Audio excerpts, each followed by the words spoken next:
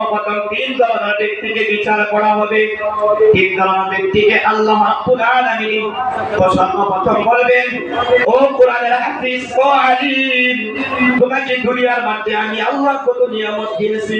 ইলম শিক্ষা করার জন্য তোমাকে তৌফিক দিয়েছি, যার জন্য তুমি দুনিয়ার জমিনের মধ্যে আমার কালামুল্লাহ শরীফ তুমি শিখতে পেরেছো। তোমাকে আলিম বানিয়েছি, তুমি আলিমের কি মর্যাদা করেছো, তুমি আলিমের কি হক আদায় করেছো, কোরআন শিখে তুমি আর উপরে কতটুকু আমল করেছো, কোরআন শিখে আর অপরকে কতটুকু তুমি শিক্ষা দিয়েছো।